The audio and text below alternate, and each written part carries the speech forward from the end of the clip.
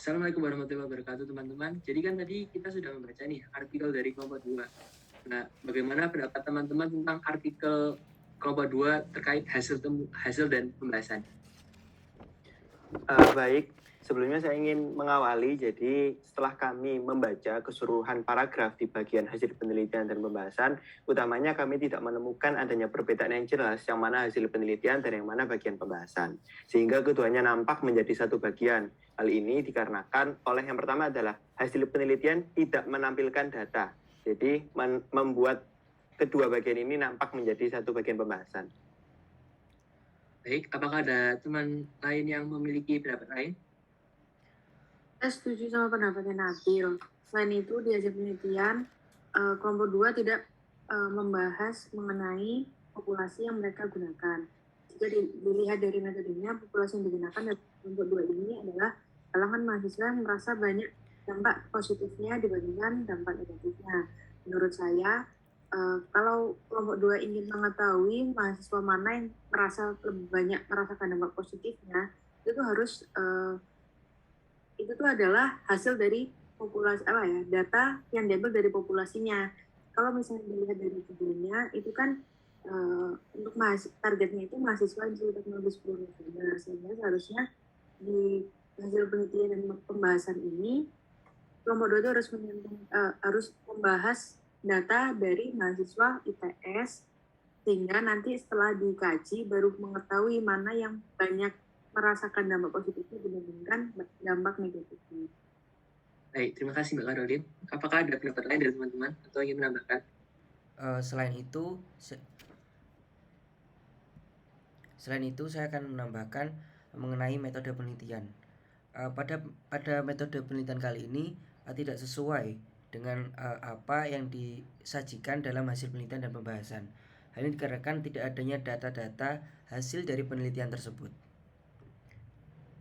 Baik, terima kasih Mas Arief. Apakah ada yang ingin menambahkan lagi? Yang saya mau menambahkan pada hasil penelitian dan pembahasan yang ditulis oleh kelompok 2.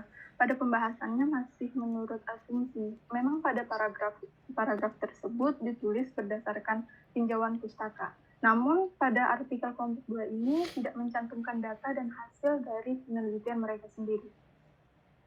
Baik, terima kasih teman-teman. Jadi berdasarkan pendapat dari teman-teman tadi, apakah teman-teman setuju dengan menilai hasil temuan kurang baik? Karena tadi sebenarnya tidak ada hasil atau temuan nih teman-teman. Bagaimana? Setuju. Baik. Lalu untuk pembahasan nih, apakah teman-teman setuju dengan memberi nilai cukup? Karena tadi walaupun ada pembahasan, namun tidak menjelaskan data mereka sendiri sebenarnya. Setuju. Bagaimana? Setuju. Baik, kita lanjut ke ejaan ya teman-teman. Jadi apakah teman-teman di sini saat membaca menyadari ada kesalahan dalam penggunaan kata atau tidak sesuai dengan KBBI? Saya menemukan ada salah ejaan, salah ketik di kalimat kedua paragraf pertama, pembelajaran seharusnya pembelajaran. Baik, terima kasih. Apakah ada yang lain teman-teman? Mungkin saya menemukan di paragraf kedua, kalimat kedua, di mana di situ ada kata medsos yang merupakan singkatan dan harusnya ditulis huruf kapital. Baik, terima kasih. Lalu apakah ada lagi teman-teman? Saya ingin menambahkan di kalimat terakhir, paragraf kedua, di kata terakhir terdapat kata pendidikan dengan P ditulis kapital, seharusnya P-nya tidak ditulis secara kapital. Baik, terima kasih. Berarti tadi apakah ada lagi atau sudah cukup? Sudah dapat dicukupkan. Berarti kan ada 3 ya teman-teman. Untuk ejaan ini apakah teman-teman setuju dengan memberi nilai baik? Karena tadi ada 3 dan tidak melebihi 3. Setuju. Baik, saya nilai 75. Lanjut ya teman-teman. Dengan kalimat, apakah teman-teman di sini ada pendapat terkait kalimat di sini?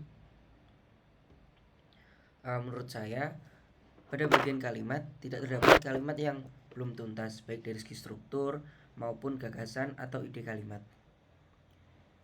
Baik, apakah berarti teman-teman setuju dengan memberi nilai istimewa? Setuju. Lanjut ke paragraf. Bagaimana pendapat teman-teman tentang paragraf?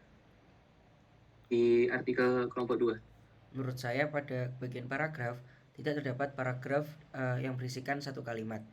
Hubungan antar paragraf juga padu dan utuh. Berarti dari pendapat itu, apakah teman-teman setuju dengan memberi nilai 86? Atau Setuju. istimewa? Setuju. Baik.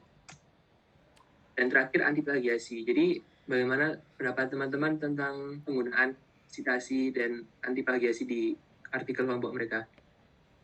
Menurut saya di paragraf kedua itu hasil penelitian dan pembahasan, mereka kan menyantumkan kalau berdasarkan statistik pengguna internet di mobile Indonesia sekitar 15%.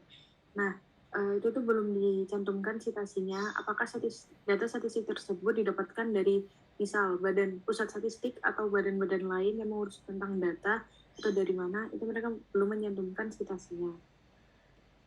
Baik, berarti berdasarkan tadi pendapatnya, apakah setuju dengan memberi nilai baik? Setuju. Setuju. Setuju ya teman-teman? Setuju. Setuju.